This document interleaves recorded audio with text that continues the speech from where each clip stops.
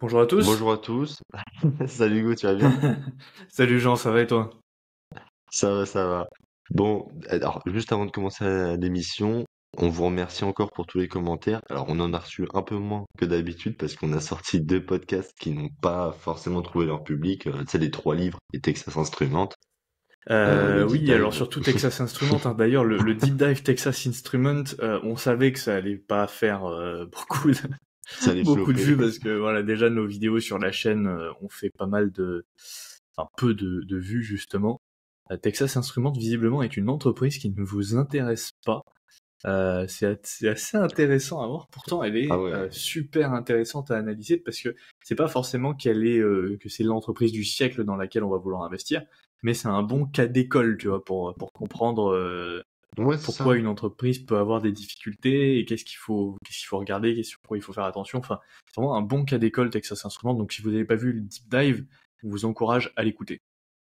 Parce que justement, dans ce deep dive, on va vous montrer l'importance de connaître le business model d'une entreprise. Et surtout, de vraiment d'aller plus loin en regardant les marchés finaux, parce que vous allez voir Mhm. enfin bref, vous allez voir, il y aura de l'industrie, de l'automobile, mélangé à des semi-conducteurs, etc. Donc, on vous demande pas de l'acheter, de toute façon, c'est pas un conseil en investissement, mais rien que de s'y intéresser et de travailler sur le sujet, moi en tout cas, ça m'a vraiment servi. Toi, apparemment, même si tu l'as pas en portefeuille, ça t'a vraiment servi aussi. Donc voilà, on vous Tout encourage à à y fait, aller. C'est tout à toujours fait. des choses à prendre et à apprendre. Donc voilà. Carrément. Et à l'heure où sort ce podcast, donc le dernier podcast, c'est celui sur Long Equity. Je sais pas si celui-là il va bien fonctionner ou pas, on verra. Mais d'ailleurs, alors c'est assez intéressant les statistiques parce que en format audio, donc sur les plateformes de podcast, il y a beaucoup plus d'écoute Ok. euh, sur le deep dive par exemple que sur YouTube. C'est assez Ok, d'accord. intéressant. Genre Je savais pas du tout. la courbe est plutôt croissante sur les plateformes de podcast, alors que sur YouTube en ce moment ça stagne un peu. Ok, d'accord. Moi, c'est vrai que je suis un peu plus sur YouTube, mais c'est intéressant à savoir. Et d'ailleurs, aujourd'hui, les amis, nouvelle émission. On va vous présenter trois actions qu'on a dans notre watchlist et qu'on pourrait éventuellement acheter. Vous allez voir qu'on les achète pas, enfin on les a pas en portefeuille actuellement parce que ça peut arriver qu'elles soient trop chères, qu'on ait des doutes dessus, qu'on pense que le business model va s'effondrer. Voilà, il y aura un peu de touche. Moi, chez moi, il y aura du value, du risque et des entreprises beaucoup trop chères, tu vois. Donc, Tout à on va fait. vous présenter trois actions chacun. Et si tu veux, tu peux faire l'honneur de commencer avec une de tes actions. Carrément. Et pour expliquer un peu le choix de ces trois actions, à la base, on voulait faire une vidéo un peu plus détente après les vidéos qu'on a sorties, donc Texas Instruments et Long Equity, qui étaient peut-être un peu plus nichées et un peu plus avancées. Et Surtout à à la base, écouter, tu vois, ouais. ouais, surtout à écouter, sur celle de Long Equity, quand j'ai réécouté certains passages, je me suis dit, ouais, quand même, j'espère que les gens ils vont comprendre parce que c'est peut-être pas forcément Ouais, évident. Et du coup, on voulait faire une vidéo un peu plus simple, tu vois, et on s'était dit pourquoi pas faire le classique, hein, trois actions françaises, voilà. Mais le problème, c'est que quand on s'est concerté, on s'est vite rendu compte que trois actions françaises, ça allait être LVMH, Hermès, L'Oréal, et puis basta, quoi. ouais. Euh, Non, mais et on c'est s'était vrai, je te dit, laisse finir. voilà, on s'était imposé une contrainte de se dire, ok, si on fait trois actions françaises, mais qu'on n'a pas en portefeuille, qu'est-ce que ça peut donner? En fait, le problème, c'est que Ni l'un ni l'autre, hein. franchement, Donc ça veut dire que moi, ouais, j'avais ni pas le droit l'un. de prendre les actions du goût et inversement. Et en fait, je t'ai appelé quoi? Je t'ai appelé il y a 2 jours en mode, non mais mec, je te jure, je trouve rien. Genre, j'allais partir sur des GTT, des trucs comme ça que tu vois, j'aurais jamais en watchlist, ça m'intéresse carrément pas. Donc, Carrément. fallait qu'on trouve un autre sujet parce que Donc je on savais s'est plus dit quoi faire. on va élargir le champ et on va essayer de prendre trois actions qui sont vraiment intéressantes pour le coup, qu'on pourrait acheter, mais qu'on ne connaît pas forcément, qu'on n'a pas encore analysé potentiellement, et surtout qui valent le coup, quoi, qui sont vraiment intéressantes et sur lesquelles vous-même vous pouvez aller faire des recherches et qui pourraient être intéressantes pour vous, votre portefeuille aussi. Alors bien sûr, c'est pas des conseils en investissement, et si vous voulez les acheter, faites vos recherches. Mais justement, Sûr. pour commencer, Puis ma première entreprise, moi, c'est une société que j'ai déjà présentée sur la chaîne, mais que vous ne connaissez peut-être pas si vous n'avez pas vu la vidéo. Et c'est une société que j'ai en watchlist, mais que je n'ai pas encore achetée et qui est vraiment super intéressante en termes de business model, puisqu'il s'agit de Lifco AB. Donc Lifco AB, c'est une société suédoise, donc qui est cotée à la bourse de Stockholm, et vous savez que la Suède est un pays dans lequel il y a beaucoup d'entreprises de qualité. Et en l'occurrence, donc Lifco, c'est un conglomérat. Donc un conglomérat, c'est-à-dire que c'est une entreprise qui possède plusieurs autres entreprises et qui, son business model, c'est de racheter des entreprises, grosso modo. Donc ça a été fondé en 1946 et à la base, c'était une centrale d'achat de matériel médical pour le gouvernement suédois. Et rien ne se passe jusqu'en 1993. Et en 1993, donc l'entreprise est rachetée par un fonds d'investissement qui s'appelle Procuritas en Suède et la société est donc renommée Lifco. En 95, elle devient ensuite une division du groupe Getinge, donc un groupe suédois qui possède pas mal de sociétés. Et donc l'actionnaire majoritaire du groupe Getinge, donc Carl Bennet, a racheté en 98 toutes les parts de Lifco, donc il devient l'actionnaire majoritaire et il fait une IPO, donc une introduction en bourse de la société en 98. Mais en 2000, il change d'avis. Il retire la société de la bourse et il rachète donc 100% des parts de la société pour la restructurer entièrement. Donc vraiment, le mec On avait avait de une l'argent, hein. vision pour... voilà, déjà, il avait du pognon. Et surtout, il avait une vision pour l'avenir de la société. Il voulait pas la laisser comme ça et il voulait la changer complètement. Et donc, il spécialise en fait, à partir de 2000, la société dans la distribution de matériel dentaire, qui compose environ 40% de ses ventes. Donc, le matériel dentaire, ça va être tout ce qui va être... vous savez, ce que vous retrouvez dans les cabinets dentaires, donc les outils qu'utilisent les dentistes pour faire le détartrage, des fraises, les fauteuils dentaires, enfin tout, les outils de désinfection, tous ces trucs-là. Et donc ensuite, la société elle est réintroduite en bourse en 2014, donc assez récemment. Et Carl Bennet donc revend 49,9% de ses parts, donc il prend un petit billet au passage, mais il reste actionnaire majoritaire et surtout il reste au board de la société et aujourd'hui il possède encore 46,6% des parts. Donc là, ce qui est déjà très Il est bien, on encore au constate. board? Ouais, il est encore au board avec Ok. 46,6% des parts. Donc on a un vrai skin in the game parce que le mec est là depuis le début. C'est lui qui a fait la première IPO, qui l'a retiré, qui l'a restructuré, qui l'a remis en bourse. Donc le mec vraiment, Lifco AB, c'est son petit bébé quoi.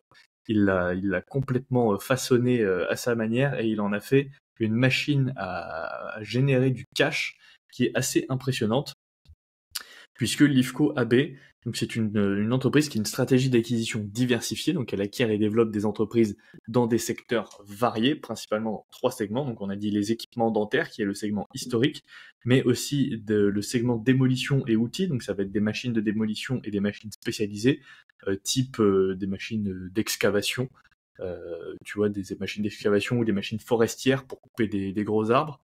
Et on va aussi avoir le segment System Solutions, donc qui vont être d'autres produits industriels, notamment avec des technologies environnementales, des produits de transport, des fabrications sur contrat, produits d'infrastructure, produits spéciaux, etc. Donc vraiment pas mal de produits très spécialisés dans le segment industriel. Et C'est que l'avantage, des c'est qu'elle marchés se de niche, en fait, qu'il a. voilà, elle se Ouais. focus que sur des marchés de niche et elle détient donc une forte position dans ces marchés où la concurrence forcément est limitée, ce qui lui permet donc d'être leader à chaque fois sur ces marchés de niche, de générer des revenus stables, d'avoir des marges plus importantes et un fort pricing power, et d'avoir donc plusieurs avantages concurrentiels. Alors il y a de l'orage chez moi, j'espère que vous entendrez pas, Ouais, c'est ça que mais j'entendais. ouais voilà, il y a un peu d'orage. Et donc ça lui permet d'avoir un avantage concurrentiel plus important dans chaque secteur niché. Ça c'est très intéressant, et en plus c'est dans le segment industriel. Donc comme j'avais dit dans ma vidéo, pour moi c'est un peu un Constellation Software, mais suédois et dans l'industrie, parce que Constellation Software, pour ceux qui connaissent, c'est un conglomérat canadien, mais dans la tech. Donc eux, ce qu'ils vont acheter, c'est qu'ils vont acheter des entreprises de logiciels sur des VMS, donc Vertical Market Software, et sur des secteurs assez nichés également. Donc là, on retrouve le même principe sur des marchés de niche, mais dans le secteur de l'industrie. Donc les opérations sont également très décentralisées, puisque chaque entreprise fonctionne de manière autonome au sein du groupe Lifco. Et donc Lifco apporte tout simplement une gouvernance stratégique et surtout financière, donc elle aide les différentes entreprises à se développer pour renforcer leur position concurrentielle dans chaque segment. Elle crée de la valeur également à long terme en visant une croissance durable et en se concentrant sur l'amélioration des marges opérationnelles et de la rentabilité des entreprises acquises. Et donc ça c'est vraiment bien et surtout ça crée différentes synergies au sein du groupe. Et également, elle a une approche prudente au niveau de l'endettement, puisque évidemment, elle est très peu endettée et elle n'utilise pas beaucoup de leviers. Elle se concentre sur la génération des free cash flow et elle réinvestit ces free cash flow pour acquérir de nouvelles entreprises et pour améliorer les business des entreprises existantes. Donc l'IFCO AB, c'est super intéressant en termes de business model, mais c'est aussi super intéressant au niveau des chiffres. Déjà parce que c'est une entreprise qui est assez petite en termes de capitalisation boursière, avec 15 milliards de dollars de capitalisation, donc encore pas mal de place pour croître. C'est également une entreprise qui a des bons retours sur capitaux, avec un ROIC sur les 10 dernières années de 11%, un ROCE de 20%. Elle a des marges qui sont plutôt bonnes pour le secteur de l'industrie, avec une marge opérationnelle de 19% et une marge free cash flow de 16%. On rappelle que c'est le secteur de l'industrie, donc c'est pas le secteur de la tech. Ouais, Donc c'est pour ça le qui est secteur de impressionnant. l'industrie, c'est vraiment très très fort d'avoir une marge free cash flow de 16%. On a des dépenses en capex de 11% par rapport à l'operating cash flow, donc très très faible. Et on a surtout des croissances qui sont vraiment impressionnantes, avec 14% de croissance du chiffre d'affaires sur les 10 dernières années. Ça, c'est vraiment très très fort. 17% de croissance des EPS et 24% de croissance des free cash flow. Donc on voit qu'à chaque fois qu'on progresse dans les flux de trésorerie, la croissance est de plus en plus élevée. Donc ça veut dire que l'entreprise améliore ses marges. Donc ça, c'est également très positif, puisque les marges sont passées en 2012, la marge opérationnelle était de 11% en 2012, elle est maintenant de 19%, donc elle a quasiment doublé la marge Ouais, opérationnelle en 12 ans. Et les retours sur ok. capitaux, c'est pareil. Si on regarde par exemple le ROCE, oubliez ce que j'ai dit, les retours sur capitaux sont restés plutôt stables sur les 12 dernières années. Ils oscillent entre 30 et 20%, en tout cas pour le ROCE. Les actions en circulation, elles sont stables. Elles ne bougent pas. L'IFCO ne fait pas particulièrement de rachat d'actions. Par contre, ils versent un dividende. Ils versent un dividende qu'ils augmentent continuellement depuis 9 ans maintenant, donc depuis leur introduction en bourse, en fait, quasiment. Ils l'augmentent également assez rapidement, à un taux moyen de 17% par an. Ah, Très c'est pas mal, intéressant. hein. Franchement, elle est intéressante comme action. Voilà, c'est très très fort, et il faut savoir qu'elle ne fait pas de rachat d'actions, mais c'est assez normal, j'ai envie de dire, parce que c'est pas trop dans la culture suédoise. Vous remarquerez, si vous analysez des entreprises suédoises, que c'est assez rare en fait les entreprises qui font des rachats d'actions en Suède. Elles ont plutôt tendance à avoir un nombre d'actions en circulation stable. Par contre, les actions suédoises aiment le dividende et elles ont tendance à verser un beau dividende. Ok. Bah, franchement, Donc voilà. L'IFCO, c'est super intéressant et surtout c'est c'est super éligible au intéressant, PEA, hein. hein, parce que c'est la Suède, donc vous pouvez l'acheter sur le PEA. Alors Bourse Direct, ça sera par téléphone. Moi personnellement, je suis en train de transférer mon PEA sur Interactive Broker, donc à l'heure où vous verrez vous le podcast, je ne sais pas si le transfert sera terminé, mais ma vidéo sur ce sujet sera sortie. Donc éligible sur le PEA, c'est un moat large aussi très intéressant à mentionner. Ça a une note d'avantage compétitif large qui provient principalement de deux choses, les avantages de coût, puisque forcément les entreprises étant au sein d'un conglomérat, elles peuvent bénéficier d'un petit coup de pouce de l'IFCO qui injecte des liquidités dedans pour les aider, et également donc des actifs intangibles, puisque chaque entreprise possède une marque et possède potentiellement des brevets également, et une réputation forcément dans son segment. Euh, tout ça, ça crée des avantages compétitifs. Et Ok. forcément, le seul bémol de l'IFCO, parce qu'il y a forcément un point noir, c'est son prix. Sinon, elle serait en portefeuille. Bah, sinon, elle serait déjà dans mon portefeuille aux côtés de la magnifique Evolution AB, qui elle, pour le coup, n'a pas de problème de prix, mais qui est assez déprimante à détenir en ce moment. Mais donc l'IFCO, donc moi j'ai fait des petits forward free cash flow. Donc c'est la nouvelle méthode que j'utilise maintenant pour évaluer le prix d'une entreprise. Donc forward free cash flow, ça veut dire qu'on prend les free cash flow actuels, on applique un taux de croissance dans le futur, on applique ensuite un multiple de valorisation terminal, et ça nous donne en fait un prix futur de l'entreprise et on peut ensuite donc calculer le CAGR entre le prix actuel et le prix futur et voir donc est-ce que c'est intéressant de l'acheter au prix actuel ou quel serait le prix intéressant auquel l'acheter. Donc en l'occurrence pour l'IFCO, donc moi j'ai pris un potentiel de croissance de 18% par an des free cash flow en sachant qu'on a un historique de 24, hein, donc c'est plutôt conservateur de prendre 18% par an même si ça reste élevé. Et j'ai pris un multiple terminal de 25, donc c'est-à-dire 25 fois donc en price to free cash flow. Donc c'est-à-dire que dans 5 ans, l'entreprise, selon moi, sera valorisée 25 fois les free cash flow, en sachant qu'aujourd'hui, elle est valorisée 34 fois, et historiquement, elle a été valorisée 28 fois. Donc encore une fois, ici, c'est plutôt conservateur en prenant 25. Ouais, tu prends Et même une donc au marge prix, d'erreur. voilà. Au prix actuel de 318 couronnes suédoises, ça nous donnerait un CAGR de 9% aujourd'hui. Donc l'entreprise est relativement chère, en tout cas elle n'est pas rentable à acheter à ces prix-là. Par contre, à noter que à un prix de 285 couronnes suédoises, elle serait intéressante, donc elle n'est pas si surévaluée que ça. Elle serait surévaluée d'environ 11%, et sur un prix de 285 couronnes suédoises ou moins forcément, moi, ça serait une action que je mettrais en portefeuille très très vite. Et très très fort surtout. Je pense que j'enverrai des très grosses cartouches dessus. Mais, mais voilà, en tout cas pour Livco AB. Donc une Ok. entreprise très intéressante, assez petite, avec beaucoup de potentiel de croissance, un business model super intéressant. Et voilà, qu'est-ce que t'en penses, Jean? Bah, franchement, ça a l'air très intéressant. Le PDG, il a quoi? Il a quel âge? Parce que, tu vois, ça se pose dans beaucoup d'entreprises.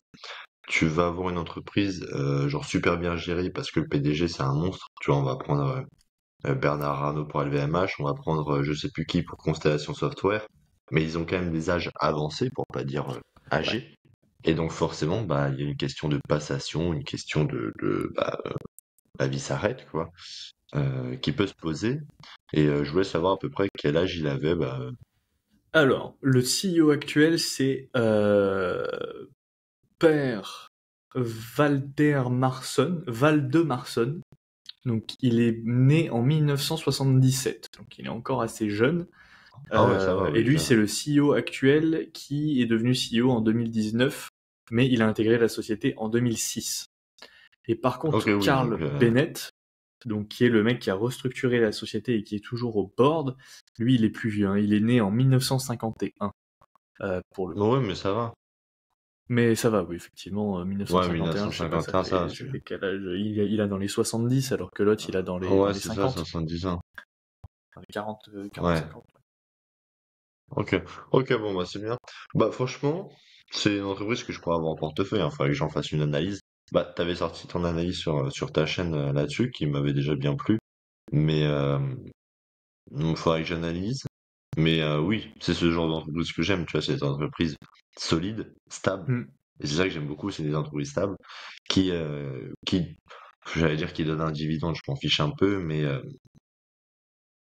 moi, en fait, ce que j'adore, c'est du skin in the game, tu vois, dans les holdings, etc. Je trouve ça tellement fort parce que tu te rends compte que leur entreprise, c'est toute leur vie et qu'ils veulent emmener l'entreprise jusqu'au plus haut possible. Et c'est ça que j'aime beaucoup, vraiment. Donc, carrément. c'est une entreprise que je pourrais largement avoir en portefeuille par la suite, ça c'est sûr. Carrément. Et moi, c'est une entreprise qui est dans ma watchlist et que j'aurai en portefeuille dès que je la trouverai intéressante en termes de prix. Et croyez-moi qu'elle va rejoindre mon portefeuille. Vu comment ça se passe la bourse en moment, ouais, il y a de grandes chances à un moment que t'en Oui, achètes. d'ailleurs, alors attends, parce qu'au moment où on enregistre cette vidéo, on est le 7 septembre, le samedi 7 Voilà. septembre. Il faut Donc préciser que Qualcomm a perdu 13%. voilà, il faut préciser que le vendredi d'avant, donc vendredi 6 septembre, à l'heure où on enregistre, il y a eu une belle claque hein, sur les marchés. Notamment Nvidia. Je sais pas si tu as vu le cours d'Nvidia, il a complètement dévissé. Ouais, je crois qu'il a perdu 8% en 2 jours, mais c'est Ouais. Qualcomm surtout qui a perdu de 12 Ah ou ouais? 13%. Et nous, par contre, en France, avec Hermès, Kering, enfin les calls là, Hermès, Kering et LVMH notamment, oh, laisse tomber les baffes qui se prennent depuis mercredi, c'est impressionnant. Moi, je me suis fait découper au niveau de mon PRU, hein. Ah Après, c'est moi pas aussi, grave, hein. sur Oh, on est LVMH des investisseurs long 612 terme. euros. Waouh. Ouais, je te jure, elle va tomber en dessous des 500. C'est impressionnant, hein. C'est Mais impressionnant. honnêtement, LVMH, si elle passe en dessous des 580, faut remettre une cartouche absolument. Et Hermès, ouais, elle commence à toucher des niveaux de prix intéressants, hein, parce qu'autour des Non, 1800, elle est... Hermès, elle est trop chère. Hermès, elle est beaucoup trop chère. Ouais, c'est vrai qu'elle a un Hermès, elle est, PRU 44 encore. elle est beaucoup trop chère. Mais Ouais, même le Bitcoin, hein, là où alors on enregistre, il est passé à 54 Ah en ouais? Putain, il était à USD. 60 au début de l'année. Ouais, ouais, Au ouais, début ouais. de la semaine. Et Nvidia, elle est basse, hein, elle est à 102 dollars. 102 dollars. Donc, à voir où ça va mener. Est-ce qu'on aura un petit crack d'ici la fin de l'année? C'est fort probable, hein, honnêtement. Moi, personnellement, c'est tout ce que je veux, hein, je vais pas te mentir. J'ai une poche de liquidité qui est prête. Si ça peut craquer demain, mais un truc, hein, un crack, hein. Ça me, ça me dérange pas du tout. Franchement, je l'accueille à bras le corps. C'est pas grave de faire une vidéo portefeuille où j'annonce moins 15%, tu vois, tant que j'ai fait les soldes à côté. Carrément. Ok. Est-ce que Moi, tu je veux nous te présenter présente, enfin, ouais, ta je vous société, présente Jean? ma première société. Donc, la première société que j'ai en watchlist, c'est Lululemon Athletica. Alors, comment je l'ai classée? Je l'ai classée en value parce que je peux vous dire, elle perd 50% depuis le 1er janvier. Au moins, je pose les bases. Parce que juste pour vous dire le cours un peu, parce que c'est quand même ça qu'on voit en premier, on a beau dire quoi que ce soit, on regarde toujours le cours d'une action. Le 18 décembre 2023, donc sur ses plus hauts, elle était à 510, et là, bah, elle est à la moitié, elle est à 253 dollars actuellement, pour un PER plutôt correct de 17, ce qui est, enfin, un PER de 19 contre un PER de 41 sur les 10 dernières années en moyenne. Donc c'est vraiment impressionnant. Je pense qu'on peut vraiment la classer en value, même si à la base c'était une société, tu vois, de croissance. Alors Mhm. pour vous présenter un peu l'entreprise, donc c'est une entreprise qui est canadienne et franchement au Canada, bah toi tu le sais Hugo, hein, ils font quand même pas mal de choses sympas. Ils font pas mal de choses sympas. Donc elle a été fondée en 1998 par Ah, je pensais Chip que c'était américain, tu Wilson. vois. Ouais, bah elle est introduite en bourse en Amérique, mais ouais, à la base c'était une société Ok. canadienne. Je pensais pas du tout. Je pensais vraiment pas du tout. Et donc c'est une société, bon bah du coup qui est assez récente. Tu vois, si on prend par exemple l'histoire de Nike ou d'Adidas, qui date depuis beaucoup plus longtemps, 1998 dans le sportswear, c'est quand même assez récent, on va dire. En Euh, sachant que toi, tu es mais ils ont, actionnaire de Nike maintenant. je suis actionnaire de Nike, absolument. Absolument, 10 actions, PRU de 83 dollars et actuellement elle doit être à 79. Parfait. Parfait. Mais donc sinon, bah, il va y avoir de la croissance parce que ah oui, c'est ça que quand même quelque chose qui est intéressant à savoir, c'est qu'à la base, tout est parti d'un atelier de yoga. Tu vois, c'était vraiment l'atelier, je regardais au Canada, un petit atelier de yoga. Et à côté, sur un des murs, bah, ils proposaient des vêtements de sport bah, pour ses adeptes. Et en fait, ils se sont dit, mais pourquoi pas genre proposer que des vêtements de yoga et on arrête les cours. Et ils se sont rendus Hmm. compte que c'était quand même plus rentable. Donc, l'année 2000, c'était le premier magasin physique à Vancouver. En 2007, donc 7 ans après, c'est l'IPO au Nasdaq, donc ils perdent pas de temps. Par contre, en 2013, eh ben, il y a un scandale qui va mettre à mal leur réputation avec tout ce qui va avec, hein, le cours de l'action qui chute, etc. C'est un scandale sur la qualité de ces produits. Bah, pourquoi? Parce que il y a des problèmes de transparence sur les leggings, tu vois. Et vu que ce sont des Hmm. femmes très généralement qui portent des leggings, eh ben, ça ne leur a pas forcément plu. Donc, il y a eu Ouais, il un y a beaucoup problème de sur la leggings qui ont des qualité. problèmes de transparence, hein. Ouais, ouais, ouais. Je veux aucun commentaire là-dessus. Ah non, il y aura pas de commentaire là-dessus, hein, mais... Ouais. Non, non, mais comment dire, les Ah oui. téléspectateurs, là, les viewers, je veux aucun commentaire là-dessus.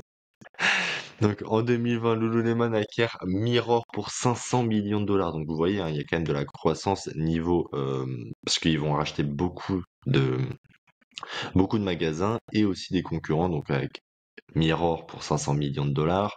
Et c'est une entreprise de fitness connectée qui utilise des miroirs interactifs.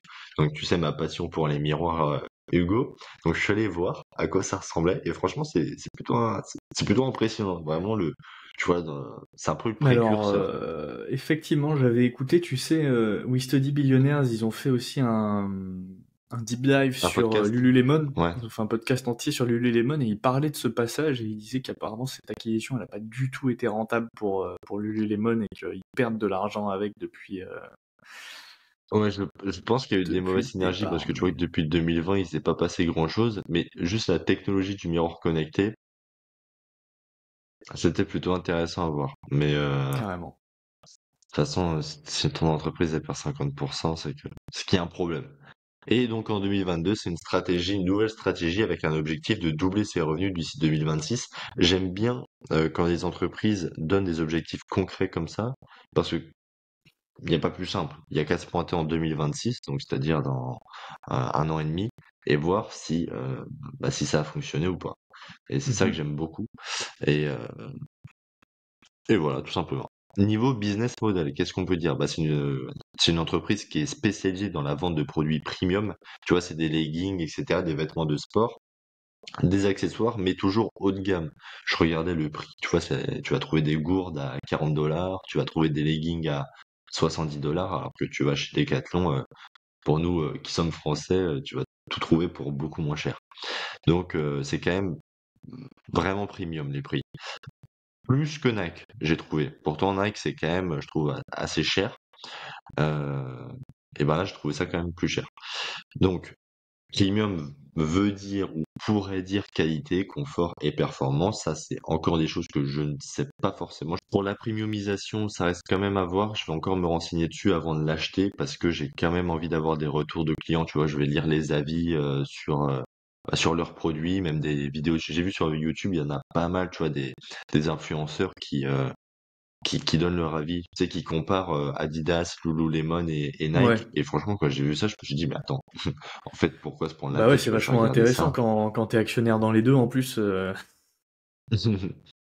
Tu vois, je vais regarder ça directement. Et là, bah, du coup, les amis, vous pouvez vous aussi faire ça. Et ça va vraiment beaucoup plus loin, hein. Ceux qui ont LinkedIn, bah, faut pas en hésiter à envoyer des messages. Voilà, j'ai des questions là-dessus. Quand tu vois qu'il est un peu dans le secteur de l'entreprise que tu as acheté, moi, je me prends même plus la tête. Je demande, je demande, je demande. Et sur YouTube, on trouve tout. Tout, tout, tout, tout, tout. Donc, j'ai mis comparaison Nike Lululemon, tu sais, textile. Ah, ils m'ont sorti pas mal de vidéos et franchement, bah, c'est génial. C'est vraiment génial. Parce que bon, je vais pas acheter un legging Lululemon pour le tester, tu vois, Tu par peux, exemple. hein. Ils ont pas ma taille. Et donc, historiquement, elle est quand même focalisée dans le segment du yoga pour femmes. Euh, alors, Lululemon, pour nous, les Européens, on la connaît pas forcément. Et je vais vous dire, au niveau du chiffre d'affaires, il y a 70% qui va être généré en Amérique, 14% au Canada, donc une très très grande partie en Amérique du Nord, et à peu près 8% en Chine. Et pour le reste du monde, il y aura un peu moins de 8% aussi. Donc, on voit qu'il y a quand même beaucoup à faire dans pas mal de continents, mais on va revenir juste après. Sinon, question de distribution, elle est multicanal et ça, je comparais ça à Nike, tu vois, où c'était vraiment intéressant. C'est qu'il y a 45% de son chiffre d'affaires qui est en e-commerce et 45% qui est distribué par sa marque en physique et ce sont ses propres magasins, tu vois. Il n'y a pas de grossiste ou il n'y a pas de revendeur et ils ont 655 magasins. Les amis, je vous ai dit, en 2000, c'était le premier magasin à Vancouver. On est 24 ans après, il y a 655 magasins. Encore une fois, pour un marché quand même de niche, parce qu'il est vraiment axé yoga et un peu plus, on va voir ça juste après. Mais par contre, cette distribution, donc 45-45, moi je la trouve super intéressante parce que ça lui permet d'avoir vraiment un contrôle, notamment sur l'expérience client, d'optimiser les marges et surtout bah, d'avoir un peu plus de verticalité que Nike. On en a fait tous les deux une analyse d'action. Et tu vois, la verticalité, ça manque quand même pour Nike. Il y a eu des scandales, etc., qui auraient pu être évités s'ils avaient un peu plus Oui, parce que de Nike, elle délègue verticalité. toute sa fabrication, et elle a même des revendeurs. Ouais. Ouais. 0% de ces chaussures sont fabriquées en Amérique. Truc Hmm. de dingue. Je vais vous dire quelques points positifs et négatifs pour Lululemon, mais pour moi, il y a vraiment... Alors, les points positifs, c'est qu'il y a un potentiel de croissance, c'est pour ça que j'allais en watchlist, hein. Il y a un potentiel de croissance au niveau des pays. L'Asie, on voit, il y a que 8%, donc le développement est encore possible. L'Europe, bah là, il y a carrément tout à faire, parce qu'on la connaît pas en Europe. Il y a un potentiel de croissance au niveau des produits et des cibles, parce que faudrait qu'elle étende sa gamme pour hommes, qui en ce moment, j'ai vu, assez légère et s'ouvrir à d'autres catégories de sport. Tu vois, j'avais compté, elle va pas faire du football américain, tu vois, Lululemon, c'est quand même quelque chose d'un peu plus raffiné, mais tu vois, pourquoi pas de la danse, qui est quand même assez tendance, la danse a toujours été tendance, donc des idées, tu vois, je vais envoyer un mail, pourquoi pourquoi pas essayer. Ce que j'aime beaucoup dans Lululemon aussi, c'est le skin in the game parce que le fondateur est encore au board et à 8,5% du capital, donc à peu près 2,6 milliards de dollars. Il a quand même son mot à dire et ça, j'aime beaucoup. Quantitativement, alors c'est pour ça qu'elle est à prime abord en portefeuille, enfin en watchlist. Quantitativement, Lululemon, donc 253 dollars. Linéarité, pas bonne. CAGR, pas bon. Ça, c'est normal. C'est une entreprise qui est très cyclique. Et vous regardez Nike, et c'est à peu près les mêmes CAGR et la même linéarité. Mais par contre, niveau rentabilité pour l'actionnaire, tu vois, sur 10 ans, le ROIC, il est à 40%. Le ROE, il est à 27%. Il est en augmentation parce que sur 10 ans, il était à 27. On est passé à 41 cette année. Le ROCE, pareil. 36%, on est passé à 45. Donc, il y a vraiment de l'amélioration sur déjà au préalable des niveaux qui étaient hauts. Une marge brute qui est cool. On est à quasiment 60% de marge brute dans du textile. Hein. On n'est pas dans des semi-conducteurs ou dans du Google et Amazon. Hein. Donc c'est une marge brute qui est quand même très importante. Une marge nette qui se défend plutôt bien. On est quasiment au même niveau que Nike avec 16%. Un CAPEX qui est relativement moyen, 28%. Les free cash flow, j'ai beaucoup aimé parce qu'il y a une très belle croissance. Sur 10 ans, la croissance était à peu près à 22%. Sur 5 ans, 19%. Donc il y avait une petite baisse. Et sur la dernière année, on est à 77%. 77% de croissance, qui est vraiment un très bon point. Elle ne verse pas de dividendes. Donc pour tous nos amis investisseurs dividendes, eh ben, il faudra passer votre tour. Sinon, donc dette sur EBITDA, en moins d'une année, elle pourrait rembourser sa dette. Et ça, j'aime beaucoup parce que c'est une entreprise qui est à prime abord dans un secteur compliqué, avec de la concurrence, mais elle arrive quand même à sortir des beaux chiffres et sans être trop leveragée. Mhm. La croissance du chiffre d'affaires, par contre, c'est un peu dommage parce qu'elle a tendance à diminuer. Tu vois, sur 10 ans, on était à 21%, on est passé à 14%. Donc, je trouve ça un peu dommage. Et juste pour finir, je vais pas vous abrutir de chiffres, mais moi, je regarde beaucoup les rachats d'actions, enfin les actions en circulation, du coup. Et on est passé à 143 millions en 2014 à peu près 126 millions. Donc il y a quand même une baisse qui est intéressante. Ce sont des rachats, comment dire, ils rachètent des actions régulièrement et ça c'est plutôt bien. Pour pas s'éterniser trop longtemps, je vais vous dire rapidement les moins. Les moins, bah, j'ai regardé Morningstar au premier et il y a un narrow mode, ça veut dire que le mode n'est pas exceptionnel. Je crois que c'est le milieu, hein. C'est entre Ouais, rien c'est ça. Il y a trois et notes très bon. possibles, hein. Pas de mode, petit, donc narrow et large. Voilà. Elle est notée 3 étoiles. Bon, après, ça veut pas dire grand-chose parce que vous allez voir la dernière entreprise que j'ai, elle est notée 2 étoiles. Je comprends pas trop les raisons. Alors, la notation Les... de Morningstar, les étoiles, ça prend en compte la Ouais. valorisation. Ok, bon, bah, c'est pour ça, là. Si c'est 5 étoiles, ça veut dire que l'entreprise est hyper décotée par rapport à sa valeur intrinsèque, et une étoile, ça veut dire qu'elle est trop chère. Ok. Bon, bah, ceci explique cela. Merci, Hugo. Et sinon, bah, les moins, forcément, elle est dans un marché cyclique. Très cyclique. En ce moment, on n'est pas dans une tendance incroyable. C'est pour ça que toutes les entreprises de ce secteur en pâtissent. Nike, Adidas, pour vous donner des exemples. C'est un marché qui est ultra concurrentiel. Bon, je viens de vous donner les concurrents. Et le gros problème pour moi aussi, c'est une très forte concentration géographique. Quasiment tout son chiffre d'affaires, 70% de son chiffre d'affaires est en Amérique, moins de 15% est au Canada.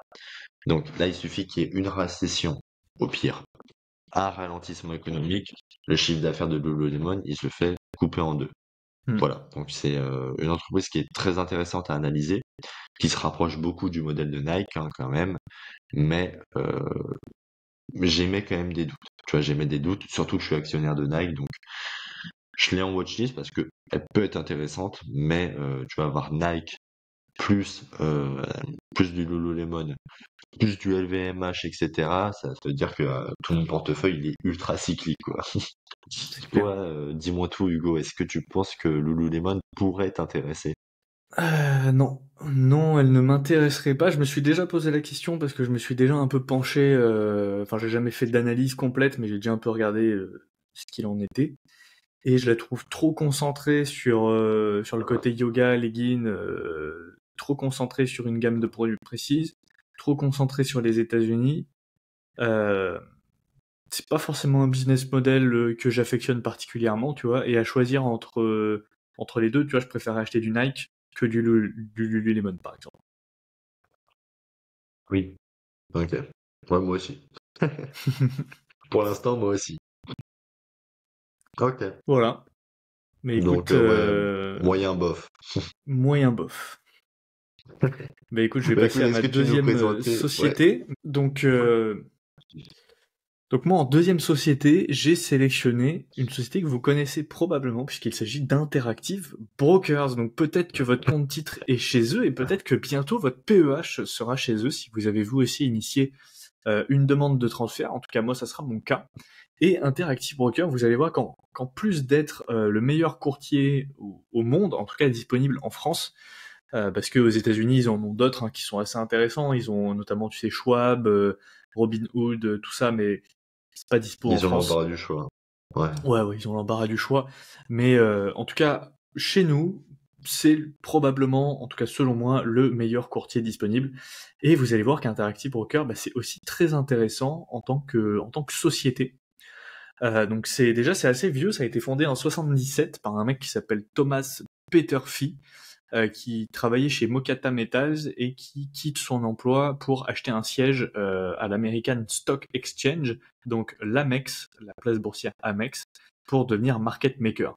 En 78, il fonde donc sa première société qui est TP & Co, pour notamment étendre ses activités de trading, et il développe des algorithmes pour déterminer les meilleurs prix des actions. Donc vraiment le mec précurseur. En 78, il commence à faire des algorithmes de trading. En 83, il renomme l'entreprise Timber Hill, et il crée également le premier ordinateur portable pour trader des options, et également il tente d'automatiser donc le marché des options, et il réussit notamment à installer son système à la Philadelphia Stock Exchange. En 85, il introduit son système de trading informatique au New York Stock Exchange, donc au NYSE, et également au CME, donc au Chicago Mercantile Exchange, et au CBOE, donc le Chicago Board of Trade. Donc ça, c'est des places boursières que vous connaissez probablement, que vous avez déjà vu passer en termes de nom. En 87, il crée également le premier système de trading entièrement automatisé pour le Nasdaq. Donc vous voyez que le mec, vraiment, c'est un ponte Ouais, dans, mais dans, dans, dans le c'est milieu. limite un scientifique, quoi. Voilà, le mec a vraiment développé les systèmes informatiques du NYSE, du Nasdaq. Enfin, le mec touche sur son C'est domaine, quoi. quelqu'un. C'est quelqu'un. Et en 93, du coup, il crée, avec l'arrivée d'Internet notamment, il crée officiellement Interactive Brokers Inc., qui devient donc le premier courtier en ligne de l'histoire. C'est vraiment le premier, et c'est pour ça que ça s'appelle Interactive Brokers, c'est que ça permet donc d'avoir un broker en ligne, tout simplement. En 94, il s'étend notamment en Europe avec Timber Hill Europe. Donc il faut savoir que Interactive Broker, à la base, c'est juste un produit de la société Timber Hill. Ils vendent donc d'autres produits. En 95, il s'étend en France. En 96-97, il s'implante à Hong Kong et en Australie. Et en 2000, donc la société Timber Hill devient... Non, en 2001, pardon, la société Timber Hill devient Interactive Brokers Group LLC, donc la société qu'on connaît aujourd'hui, qui gère plus de 200 000 transactions par jour. Donc c'est vraiment en 2001 que la société se renomme Interactive Broker et se focus autour de son activité qui va devenir son activité principale, à savoir un courtier en ligne et donc une plateforme de trading. En 2007, elle est introduite en bourse au Nasdaq. Et en 2011, Interactive Broker devient le plus grand courtier en ligne américain en termes de transactions journalières. En 2016-2017, il lance notamment une application pour l'Apple Watch. Et en 2019, donc le CEO d'Interactive Broker change. Donc Thomas Peterffy laisse sa place de CEO pour Milan Galik, qui devient donc le nouveau CEO d'Interactive Broker. Mais par contre, à noter que Thomas Peterffy reste au board. Alors j'ai pas regardé les parts qu'il a dans la société, mais on peut noter qu'il y a toujours du skin in the game, puisque le mec vraiment est là depuis le début. Et c'est lui qui a presque inventé les systèmes informatiques de trading du NYSE et du Nasdaq, donc vraiment super intéressant. Et à noter que depuis 2020-2021, la base client dépasse le million, Et Interactive Broker aujourd'hui, c'est peut-être pas, je pense que ça doit être le plus gros, j'ai pas les chiffres en tête, mais ça doit être le plus gros courtier au monde en ligne. Ouais, bah, je crois que la majorité des fonds d'investissement passent Ouais, leur bloc d'actions sur Interactive Broker parce que c'est eux carrément. qui peuvent envoyer les plus gros blocs, quoi. Après, ils achètent via aussi d'autres brokers, mais Interactive Broker, je crois que c'est vraiment le courtier de référence pour toutes les grosses institutions, les fonds Ouais. d'investissement, etc. Après, je sais qu'il y a aussi Fidelity et Schwab qui sont utilisés aux États-Unis, qui sont deux courtiers aussi qui sont assez gros, notamment pour les fonds d'investissement. Mais je pense que au niveau mondial, l'Interactive Broker est le plus gros, mais à confirmer encore une fois, c'est pas de source sûre. J'ai pas analysé l'entreprise, hein, j'ai juste fait des recherches rapides. Donc vous voyez déjà que rien qu'au niveau de l'histoire, Interactive Broker, c'est très intéressant. Et également, c'est très intéressant au niveau du business model, puisque c'est un courtier en ligne à faible coût, puisqu'ils ont des commissions très faibles, voire nulles, et ils ciblent à chaque fois à la fois les investisseurs particuliers et institutionnels. Et si vous êtes dans la bourse depuis quelques années, vous savez qu'Interactive Broker a fait beaucoup évoluer ses offres, notamment en réduisant les frais. Ils ont notamment supprimé les frais de garde il y a 1 ou 2 ans, je crois. Et ils ont maintenant lancé en France le PEA par exemple, donc c'est super intéressant. Ils ont également des technologies plus avancées comme la plateforme Trader Workstation qui propose un accès direct aux marchés mondiaux et des outils de trading plus sophistiqués, donc notamment pour les agences de trading, pour les market makers, etc. Et ils proposent également divers produits financiers comme le trading d'options, d'actions, de futurs, le forex, les obligations et maintenant aussi les crypto-monnaies. Ils proposent d'acheter du Bitcoin et de l'Ethereum, je crois, en partenariat avec Paxos, mais je crois pas que ce soit encore disponible en France. Ils ont pas mal de sources de revenus différentes, avec notamment des commissions sur les transactions, des intérêts également sur les soldes des comptes des clients. Vous savez que Interactive Broker rémunère les liquidités et également ils prennent des frais sur les prêts d'actions via notamment donc les achats leveragés et également des frais liés aux différents services premium qu'ils proposent. Donc c'est des revenus qui sont relativement prévisibles et relativement scalables et surtout qui demandent assez peu d'investissement au final pour développer. Vous allez le voir avec les chiffres, hein, Interactive Broker c'est 1% de dépenses en capex par rapport à l'operating cash flow, donc vraiment très très peu de capex. C'est rien Ils du ont tout. également une forte automatisation grâce notamment à pas mal de processus automatisés et ce qui leur permet, donc plus ils ont de liquidité, plus ils peuvent automatiser les process et plus ils ont des coûts d'exploitation bas, ce qui fait qu'ils ont des marges absolument indécentes, vous allez le voir. Et surtout, ils peuvent proposer des frais beaucoup plus faibles que la concurrence.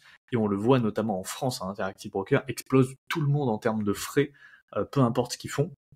Et également, donc ils ont une clientèle globale, ça c'est aussi un point très avantageux d'Interactive Broker, c'est que vu qu'ils ont une présence mondiale, là je parle en tant que client par exemple, mais vu qu'ils ont une présence mondiale, donc déjà en tant qu'actionnaire, ils ont je suis pas actionnaire, mais en tant qu'actionnaire potentiel, on va dire, ils ont une source de revenus diversifiés dans le monde entier, mais en tant que client, c'est aussi vachement intéressant parce que si demain vous décidez de déménager à l'étranger, de changer de pays, vous allez pouvoir prendre votre compte titre avec vous et faire le changement de domiciliation tout simplement entre les différents pays, alors que si vous êtes chez, je sais pas, Bourse Direct, qui est présent que en France, vous pouvez pas transférer votre compte Bourse Direct au Canada, par exemple, ça ne marche pas. Tu peux transférer du Euh, coup de Bourse Direct directement via ton Interactive Broker. Comment ça? Tu peux transférer là du coup pour le PEA. Tu peux transférer Ah oui, ton mais ça c'est un PEA. transfert de PA, mais si tu as un compte titre, tu pourras pas juste migrer ton compte titre d'un pays à l'autre, quoi. Ah Alors oui, qu'avec ah oui, oui. Interactive Broker, tu peux parce que il est présent en France et au Canada. Mondial. Donc si tu déménages au Canada, tu peux tout simplement transvaser ton compte titre et le domicilier au Canada du coup. Vrai. Vrai, vrai, vrai. Voilà. Et c'est moins cher, je Euh, crois, que même les frais que sur Bourse Direct. Tu vois, Ah pour mais donner un beaucoup moins, exemple. beaucoup moins. Il y a à l'heure où le podcast sort, la vidéo est sortie sur ma chaîne, mais effectivement pour les ordres en dessous de 500 euros, Bourse Direct est légèrement moins cher, il est à 0,99 centimes par ordre versus 1,25 euros pour Interactive Broker.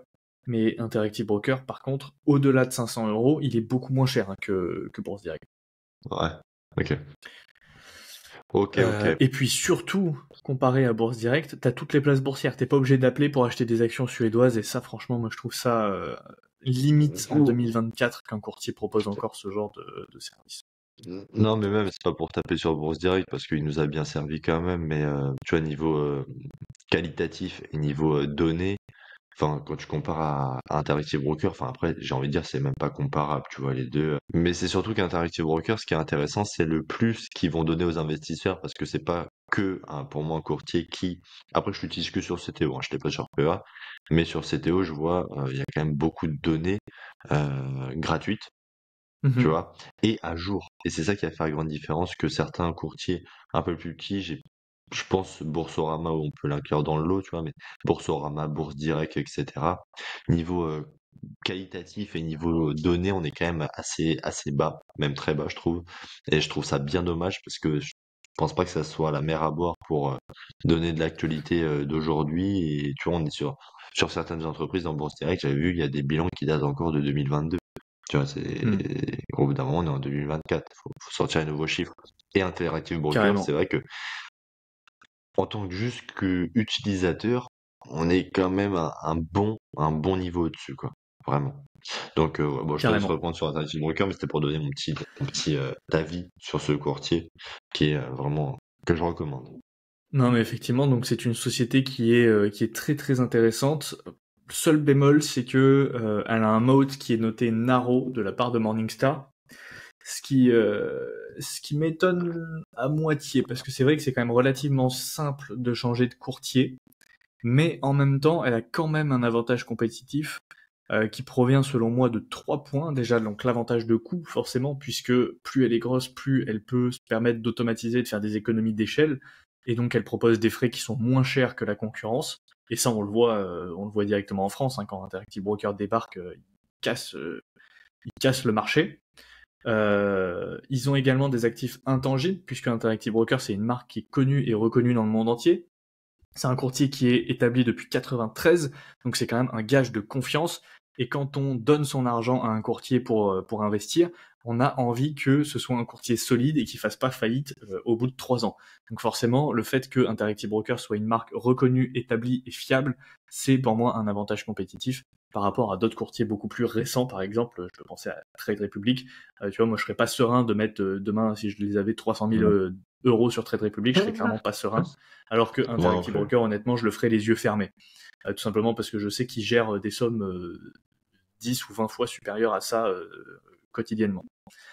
Mm. Et également, il y a selon moi un effet de réseau également sur Interactive Broker, mais qui est moindre, parce que plus il y a de liquidité sur le courtier, plus il va y avoir forcément des prestations qui vont être adaptées à ce niveau de liquidité élevé. Donc tu vois, forcément, si c'est un courtier qui a l'habitude de gérer des sommes très élevées, de gérer des fonds d'investissement, etc., ils vont avoir plutôt tendance à proposer des services dédiés à ce montant-là. Et donc forcément, plus il va y avoir de liquidité sur la plateforme, plus ça va attirer d'investisseurs également qui ont des fortes liquidités pour investir dessus, que ce soit pour faire des économies au niveau des frais, mais également pour la fiabilité de la plateforme, mais aussi pour la gestion de transactions avec des montants très élevés, puisque Interactive Broker peut justement passer des ordres, enfin peut permettre de passer des ordres très élevés. Je suis pas sûr que demain, par exemple, sur Trade Republic, vous pouvez passer un ordre à 2 ou 3 millions sur le marché comme ça.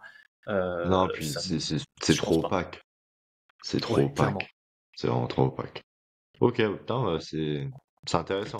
C'est Donc vraiment effectivement, intéressant. je comprends la note de Moat narrow, puisque demain, si tu as envie de transférer ton compte titre chez un autre courtier, tu peux. Mais en même temps, je pense que parmi tous les courtiers qui doivent exister à l'échelle mondiale, c'est celui qui a le plus fort Moat. Et quantitativement, donc c'est plutôt excellent, hein. On a une note quantitative de 14 sur 20. On a des retours sur capitaux plutôt bons. Alors le ROIC est assez faible, on a 9,33 sur 10 ans. Par contre, il est en augmentation parce qu'on a 13% sur 5 ans et 25% sur la dernière année. On a un ROCE plus élevé à 17%. On a des marges qui sont magnifiques. On a une marge opérationnelle de 84% et une marge free cash flow de 76%. C'est monstrueux. Au C'est niveau de la énorme. croissance, on a une croissance du chiffre d'affaires de 10% sur les 10 dernières années. Les EPS, on n'a pas de croissance sur les 10 dernières années, en tout cas c'est à zéro de la part de Guru Focus, mais on a 21% de croissance des EPS sur les 5 dernières années. et 33% de croissance des free cash flow sur les 10 dernières années, mais les free cash flow sont assez cycliques. Parce que donc si on regarde la croissance des free cash flow, il y a eu un énorme pic en 2020, mais depuis donc 2021, 2022, 2023, on n'a pas retrouvé les plus hauts historiques. Donc voilà, au niveau des free cash flow, c'est assez cyclique. Au niveau des revenus, c'est plutôt en croissance, mais pareil, on a des stagnations, et de toute façon, c'est une entreprise qui aura des revenus cycliques puisqu'elle dépend des conditions de marché. Sur l'application, donc maintenant, on a les données sur 30 ans. Et si on se met sur 30 ans, donc depuis le début, on a les données depuis 2005 pour Interactive Brokers, et on voit qu'après la crise financière de 2008, forcément c'était compliqué. 2009-2010, il y a eu une forte diminution sur les revenus d'Interactive Brokers, et c'est normal puisqu'elle dépend des commissions, notamment sur les transactions. Donc s'il y a un crack boursier, il y aura moins de transactions puisque les investisseurs prendront peur, forcément. Les actions en circulation, par contre, elles sont en augmentation. Donc ça, c'est un point important à noter. Donc il y a de la dilution au niveau des actions en circulation. Donc c'est pas une entreprise. C'est une entreprise qu'il faut creuser. Je pense que c'est pas une entreprise dans laquelle il faut se lancer comme ça. Il y a quand même pas mal de Faut points vraiment à bien vérifier. connaître, ouais. Faut Voilà, vraiment il bien faut connaître tous les segments et comment elles génèrent de l'argent, parce que c'est quand même si on exactement. l'utilise tous les jours, c'est pas instinctif, il y a quand même pas mal de choses à voir. Puis il y a quand même de la concurrence, hein, enfin. Exactement. Il faut la connaître, il faut creuser, il faut l'analyser en détail. Il y a des points qui sont intéressants, il y a des points qui le sont un peu moins. On peut noter qu'elle a pas de dette, par exemple. On peut noter qu'elle bat largement le S&P 500, qu'elle a eu un CAGR de 17,09% sur les 10 dernières années, mais avec une Ouais. linéarité assez mauvaise. Si tu regardes le cours de bourse sur les 10 dernières années, tu vois qu'il y a eu pas mal de pics et que c'est assez, enfin, c'est en dents de scie en fait sur le long terme. Euh, et également, au niveau du prix, en ce moment on est à 122 dollars à l'heure où on enregistre la vidéo sur Interactive Broker, et c'est assez cher. C'est assez cher parce que si on part sur une hypothèse de croissance des free cash flow de 18% par an, ce qui est quand même assez optimiste, surtout si on a un crack boursier, par exemple en fin d'année là, et que les volumes de transactions diminuent, forcément les free cash flow ça va se sentir. Donc 18% de croissance des free cash flow sur les 5 prochaines années, et un multiple de valorisation terminale de 20, en sachant qu'actuellement on est à 14. Donc vous voyez que l'entreprise s'échange vraiment pas cher par rapport à ses free cash flow, puisqu'on a un multiple de 14. Donc 20, ça veut dire qu'on part du principe que dans 5 ans l'entreprise sera plus valorisée qu'aujourd'hui.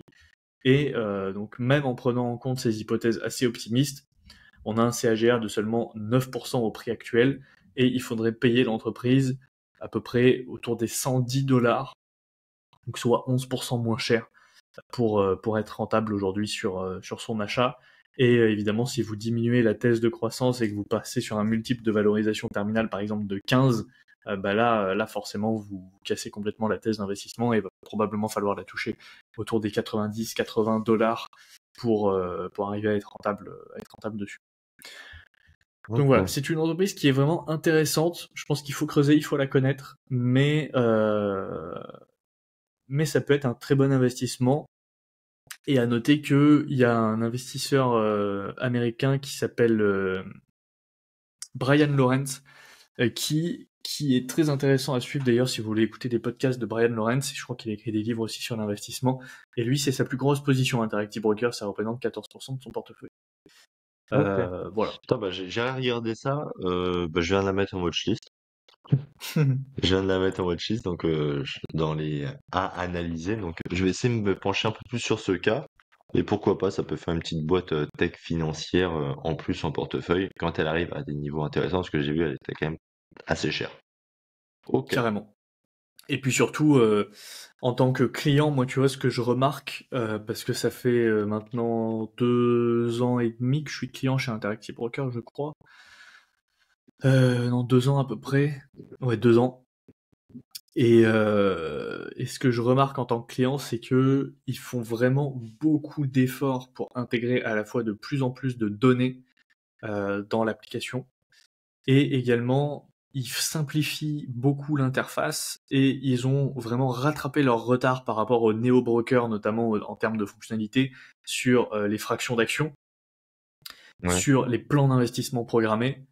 sur la disponibilité par exemple des crypto-monnaies, et on voit qu'ils essayent vraiment de battre la concurrence sur les frais, mais aussi sur les fonctionnalités, et qui se reposent pas sur leur laurier, tu vois, par exemple comme un Bourse Direct, qui a pas fait évoluer son interface depuis 1991 sûrement. Google. Ouais, Donc ils se c'est vrai, reposent pas c'est terrible. sur leur laurier, et ils sont continuellement en train d'améliorer leur offre, d'améliorer les données qu'ils proposent, les fonctionnalités qu'ils proposent, et donc ça c'est vraiment un point très positif en tant que client en tout cas, je trouve. Ok.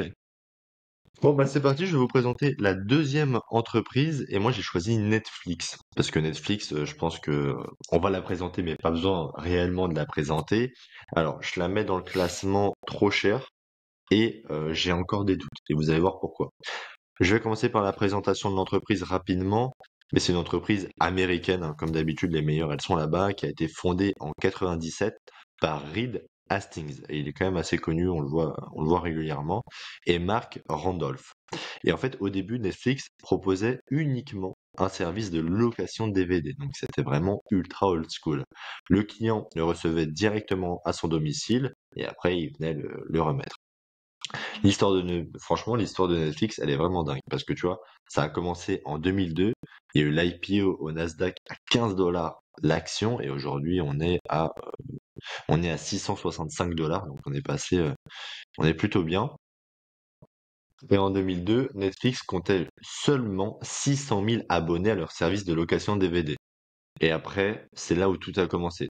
En fait, en 2007, les deux fondateurs, ils ont compris que si leur modèle d'affaires était identique à comme ça l'était avant, c'était fini. Fini, ils mettaient la clé sur la porte. Donc, ils ont changé leur business model drastiquement. Et ça a plutôt fonctionné parce qu'en 2010, on est passé à 20 millions d'abonnés. 2013, 40 millions d'abonnés. 2021, 200 millions d'abonnés. Donc, c'est vraiment exponentiel. Et en 2023, c'est l'introduction notamment de l'abonnement avec de la publicité. Pas en France, je crois que en France, c'est pas encore arrivé, mais en tout cas dans d'autres pays, ça l'est. Le business model, en fait, Netflix propose un service de streaming payant, donc le business model actuel, hein. C'est un service de streaming qui est payant par système d'abonnement mensuel. Il y a trois forfaits, le basique, le standard et le premium. Donc au moins, ça va ratisser large parce que quelqu'un qui est seul, quelqu'un qui a une famille, quelqu'un qui a une grande famille, il y en aura pour tout le monde et ça va aller de 5,99 € à 19,99 €. Donc, il y en a pour à peu près tous les paniers, toutes les gammes de prix. Et la chose intéressante dans Netflix, c'est que depuis assez récemment, depuis le début de la publicité, ils cherchent à trouver de nouvelles sources de revenus. Parce que ça commence à faire beaucoup quand même, juste une seule source de revenus par du streaming payant, enfin par abonnement. Et donc avec le développement de la publicité dans quelques pays, et juste pour certains abonnements, pas les premiums, mais pour les petits à 5,99 je crois, et ben eux ils commencent à mettre de la publicité et c'est de la publicité qui est ciblée. Donc ça veut dire que par exemple moi je suis un homme, je vais pas avoir je sais pas un tampon hygiénique, tu vois qui va passer en Ou des pubs publicité. pour Lululemon. Ou une pub pour Lululemon, tu vois, genre je m'en tape. Donc c'est ça qui est vraiment intéressant et je pense qu'il y a beaucoup de potentiel à avoir parce que pour moi, je pense que Netflix peut vraiment dépasser un moment la télévision. Tu vois, elle est tellement en avance. Elle est tellement en avance. Et la télévision, c'est tellement nul. Tu vois. Mais je Donc, pense que honnêtement, Netflix, petite parenthèse, mais si on ouais, avait les vrais chiffres des audiences de télévision, parce qu'à mon avis c'est complètement bien sûr. typé et gonflé les chiffres, à mon avis la télévision, il y a plus personne qui regarde. Enfin, je sais pas toi, mais moi, ça doit faire 10 ans que j'ai pas Hum, allumé une chaîne de télé, tu vois. Moi, je regarde vraiment jamais. Hein. Non, je regarde jamais parce que même le film du dimanche soir, tu sais, sur TF1, le truc qu'on regardait habituellement, il est déjà sur Netflix. Tu vois. Bah ouais, c'est ça. Ou Qui sinon, ils vont le regarde passer encore en navet. la télé? Notez-le nous en commentaire. Qui de vous... Non mais sérieux, franchement. Alors, moi j'ai résilié mon abonnement Netflix personnellement parce que j'ai envie de faire d'autres choses en fait. Parce que Netflix, Ouais. je pense que vraiment c'est tellement bien que t'y passes tout le Ça week-end, dépend t'y passes pourquoi, toutes hein. les vacances. Franchement, je sais pas toi, mais Ah, moi je trouve qu'en ce moment, il y a que des ah, ça séries se... de merde, hein, franchement. Alors, moi personnellement Netflix en ce moment, parce que pendant 2 semaines j'ai fait des petites vacances chez une connaissance à moi qui a Netflix Amazon Prime et Disney+. Donc j'ai tout testé. Netflix explose tout et de loin, mais de loin, explose tous ses concurrents. Parce que pendant 2 semaines, justement, je me suis préparé là-dessus, j'ai tout regardé un maximum. Et donc Netflix n'a pas de concurrence pour moi, de réel concu. Et par contre, niveau série, même film, c'est tellement tendancieux. Tu vois, genre c'est tellement tendancieux, c'est tellement politisé que tu vois, normalement, moi je regarde un film pour me détendre, tu vois, je regarde pas un film pour prendre parti ou pour mm, ça se bah c'est woke à fond hein. Maintenant c'est woke à fond, tu vois. Donc c'est vrai que moi quand je regarde un film, c'est pas trop mon style de film. Tu vois, je préfère un bon Terminator ou un truc comme ça. C'est quand je regarde un film, c'est pour me détendre, tu vois, si je regarde un reportage. Mais justement, Netflix, niveau reportage, notamment les documentaires sur la Formule 1, sur le golf, sur le cyclisme, sont très très bons. Vraiment, sont très très bons. Même les documentaires animaliers, ils sont très très bons. Et c'est ça vraiment qui m'a impressionné chez Netflix, c'est leur comment dire, leur savoir-faire aussi tant au niveau film parce qu'ils vont être producteurs qu'en niveau série, reporter et puis même du coup le lancement de la télé-réalité. Alors pourquoi ils font de la télé-réalité? Un petit spoil, c'est très simple, c'est parce que ça coûte pas cher et il y a beaucoup de gens qui regardent, tu vois. Donc c'est tout bénef pour eux, c'est scandaleux pour nous, mais c'est si ça trouve leur clientèle, tant mieux pour eux. Donc sinon Netflix, pour se différencier de la concurrence, va produire des films, comme je te le disais juste avant, qui vont cartonner. Je vais vous donner quelques exemples. Niveau série, on a Stranger Things, tu sais, qui a vraiment propulsé Netflix. La Casa de Papel, pour nous les Européens. The Witcher, produit par Netflix, Qui vraiment est pas mal. éclaté. T'aimes pas? Série éclatée. J'ai détesté cette série. Pour avoir été un joueur des jeux et pour avoir lu les livres, la série est Ah ouais? éclatée. Elle est éclatée. Ok, bah moi j'ai juste regardé vite fait la série, j'ai pas regardé, j'ai pas joué ni La saison 1 sur passe League of encore, Legends. mais la saison 2 et la saison 3, c'est une catastrophe, honnêtement. Je crois que la saison 2, j'ai dû regarder un ou deux épisodes et après j'ai lâché. Ok, putain, moi je savais pas. Ah, je Bon, l'ai bah, sinon, il y a The trouvé. Witcher, mais ça a retrouvé son public. Je pense que le public n'avait pas regardé et les livres et s'était buté aux jeux vidéo. Je pense que c'est ça. Sinon, les films, il y a eu Bird Box. Alors, Bird Box, quand ils ont sorti ce chef-d'œuvre, 45 millions de visionnages en une semaine. Tu vois, donc les gens, ils ont fait du télétravail, tu vois, à un moment. The Irishman, très bon. On va retrouver Al Pacino, De Niro. Enfin, ils ont mis tout le monde, ils ont mis dans Irishman. Red Notice, donc Red Notice, c'est avec celui de Green Lantern, je crois. Enfin, ça se passe en Italie, tu sais, c'est avec dès le début la voiture, l'Alfa Romeo Giulia qui est verte fuchsia. Bref, c'est un film d'action qui est vraiment sympa à regarder. C'est plus mon style que les navets qui sortent en ce moment. Alors pour vous donner rapidement les plus et les moins, on va commencer par les plus, hein, le meilleur au début. D'habitude c'est le meilleur à la fin, mais bref. Netflix, c'est le leader mondial du streaming. OVS, Amazon Prime, elle est éclatée. Tu vois, c'est éclaté pour Amazon avoir Prime, ils testé sont deuxième, hein. Quand même. Ouais, mais j'aime pas du tout, tu vois. Et je pense que beaucoup, en réalité, n'aiment pas du tout. Enfin, préfèrent Netflix. Tu vois, Amazon, moi, c'est ça qui m'a choqué. C'est que, enfin, choqué. C'est un bien grand mot, mais c'est ça qui m'a marqué. C'est que tu payes l'abonnement, tu vas avoir droit à, genre, par exemple, sur une série de 10 saisons, tu vas avoir les 4 premières gratuites via ton abonnement. Tu vas devoir payer les 3 autres et le reste sera gratuit. Tu vois, je comprends pas le concept. En fait, faut repayer derrière ton abonnement. Donc pour moi, c'est carrément un frein à l'achat, tu vois. Mais carrément. Genre, tu payes un abonnement, c'est pour te manger tout le contenu, c'est pas pour prendre un peu de ça, faut repayer pour voir la suite. Parce que forcément que les gens vont repayer pour voir la suite. Enfin, je sais pas si leur business model marche tant que ça, mais moi personnellement, ça m'a pas convaincu. Non, effectivement, je suis d'accord avec toi. Et puis, moi, alors, j'ai jamais trop regardé. Alors, personnellement, tu vois, j'ai les trois, mais c'est pas moi qui paye. Donc, effectivement, si je devais payer, j'en aurais aucun. Mais du coup, j'ai les trois, donc effectivement, je peux comparer aussi. Disney Plus, c'est éclaté. Honnêtement, c'est éclaté. Il y a rien du tout. Je suis désolé sur Disney Plus. Le seul avantage, c'est que tu peux regarder les vieux Star Wars, tu vois, les trucs comme ça. Mais toutes les Ouais, séries puis qui même, sortent, elles sont t'as pas 14 ans. éclatées. Non, Ouais. voilà, tu vois. Mais tout ce qui sort, c'est éclaté. Moi, je me rappelle, j'avais regardé. Alors, The Mandalorian, j'avais bien aimé les 2 premières saisons. Après, j'ai lâché. Ça m'a saoulé. Et j'avais commencé à regarder la série avec Obi-Wan, tu sais, Kenobi. Oui. Nul. J'ai trouvé qu'elle était nulle. Les effets spéciaux étaient éclatés. Tu sais pas où est passé le budget dans cette série. Vraiment, tu sais pas où il est passé. Et vraiment, pour moi, Disney+, j'ai complètement lâché l'affaire depuis. Amazon Prime, je trouve que il peut y avoir du contenu intéressant. Tu vois, je me rappelle, j'avais regardé il y a longtemps The Handmaid's Tale, qui était pas trop mal. Mais sinon, je trouve que le problème d'Amazon Prime, c'est que l'interface fait vraiment cheapos, tu vois. Comparé à du Netflix, Ouais. t'as l'impression d'être sur le Netflix du pauvre, en fait, quand t'es dessus, c'est une Ouais, c'est vrai. catastrophe. C'est vrai. Et même en termes de contenu, c'est un peu éclaté, tu vois. Je pense à la série Les Anneaux de Pouvoir. Elle est nulle. Les Mais, mecs, honnêtement, ils ouais, t'ont termine. ils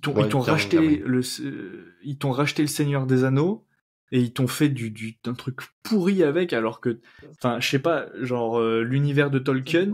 S'il y a bien un univers sur lequel tu peux faire du contenu à l'infini, du contenu de qualité qui va cartonner, c'est bien celui-là, quoi. Et Hmm. ils ont réussi à prendre l'univers de Tolkien et en faire de la merde. Je suis désolé, mais c'est nul, quoi. Ouais. C'est nul. Et moi, j'ai le même problème avec Netflix en ce moment, c'est que il y a des séries. Alors, pour le coup, je trouve que les productions Netflix, il y a certaines productions Netflix qui sont vraiment au-dessus en termes de qualité. Tu vois, je pense à Oui. Mindhunter, je pense à Stranger Things, qui était vraiment bien. La Casa des Papel aussi, même les reportages, comme t'as dit, Netflix, qui sont vachement bien. Mais pareil, en ce moment, toutes les séries qui sortent, c'est pire en pire, quoi. C'est une catastrophe. T'as l'impression que ça. Enfin, Puis, j'ai pas je envie suis de faire, d'accord avec j'ai pas toi. envie de faire le mec prétentieux ou hautain ou quoi, tu vois. Mais t'as l'impression que ça s'adresse à des gens qui ont 62 QI et il y a toujours du wokisme dans tous les sens. Enfin, moi, tu vois, je suis Non, mais comme c'est toi ça, mais c'est ça, quand mais je regarde une série, j'ai envie de c'est- me divertir. Donc, tu sais, tu te retrouves. Enfin, ouais. moi, je me retrouve à regarder Better Call Saul, tu vois, encore pour la deuxième fois, parce qu'il y a rien d'autre d'intéressant en fait.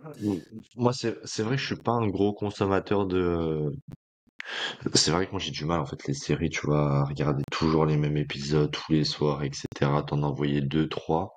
À vrai dire aussi YouTube, le podcast et tout ça prend quand même pas mal de temps après le travail, donc j'ai pas trop l'occasion de regarder. Bah, tu vois, regarde justement, on s'était fait la remarque avec ma copine, c'était que quand on a regardé Netflix la semaine dernière, un film sur Netflix, ça faisait depuis mars. Tu vois, ça faisait depuis mars qu'on n'en avait pas regardé un. Donc pour te dire, je suis vraiment pas un gros consommateur. Alors pendant un moment, je me la suis donnée, mais j'en ai fait l'overdose. Mais tu vois, à un moment, ça m'a tellement saoulé en fait que j'ai tout arrêté, j'ai tout résilié. Et maintenant, je prends un bouquin ou YouTube. Tu vois, YouTube, typiquement, c'est vraiment le truc où je peux y passer peut-être mon week-end entier sur YouTube. Cet algorithme, il est trop fort. Tu trouveras toujours une vidéo qui t'intéressera. Toujours, toujours, Mm. toujours. Donc, ouais, c'est vrai que moi, je suis pas trop un gros consommateur de ça. Mais je continue sur les forces de Netflix. Ouais. Et juste, Euh, attends, juste avant de ouais. te laisser continuer, peut-être un petit point aussi. Et la seule série récente que j'ai trouvé bien au début, c'était House of the Dragon, tu sais, donc la suite, enfin le préquel de Game of Thrones. Hein. La saison 1, pour le coup, était vraiment excellente. Par contre, la saison 2, honnêtement, j'ai décroché au bout du 5e, 6e épisode. Elle est éclatée, la saison 2. Franchement, je l'ai J'ai même pas trouvée regardé la deuxième. nulle. Nul. Bref. Je te laisse continuer. Ah bah, dis donc, ils seront pas gâtés avec nous, Netflix, hein. On sera des meilleurs actionnaires que des meilleurs consommateurs. Donc, sinon, oui, bah, comme tu as dit, hein, les productions de contenu original et de qualité, tout ça, ça permet de se démarquer de la concurrence. Tu vois, tu regardes Amazon Prime, qu'est-ce qu'ils font? Où est-ce qu'ils sont? Qui ils sont?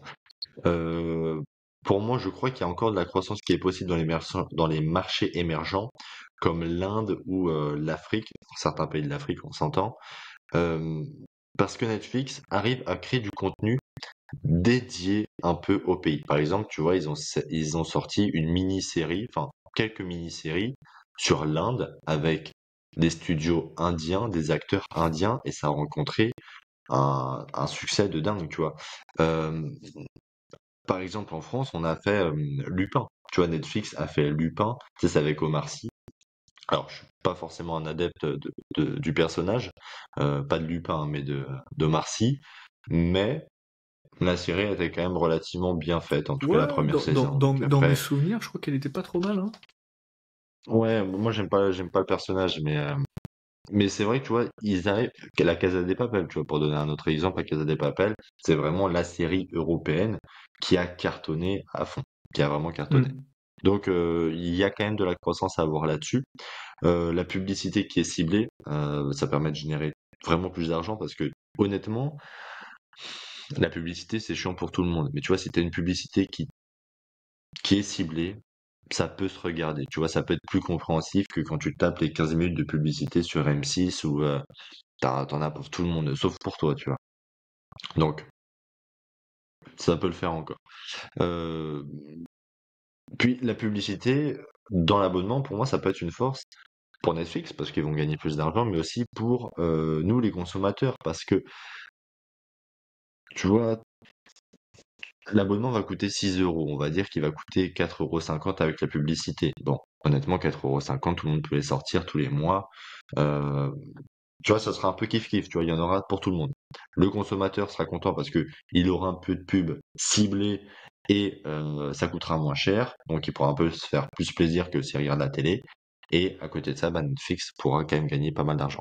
Donc, petit point intéressant.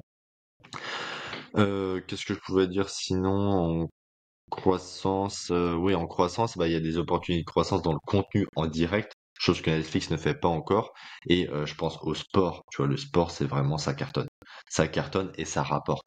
Donc tu vois, Hmm. pourquoi pas donner enfin partager de la NFL, la NBA. Bon, la NBA, ça sera chaud, mais tu vois, du sport, même le golf.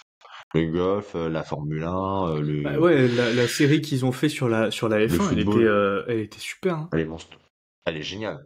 Pourtant, Je crois que je suis pas du tout ouais. quelqu'un qui regarde les grands prix, mais la série et toutes les saisons vraiment sont vraiment très bonnes et sont Mais je bien pense que, tournées. Donc vraiment, ouais. je Je pense qu'il pense y a qu'en beaucoup de direct, ils ont de gens quoi faire. qui se sont mis à regarder la F1 suite à cette série, hein.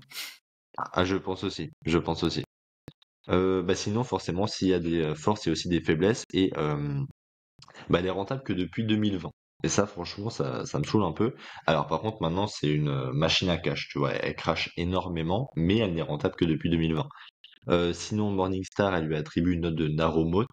Je suis pas forcément d'accord parce que certes, c'est disruptif. Enfin, les concurrents peuvent.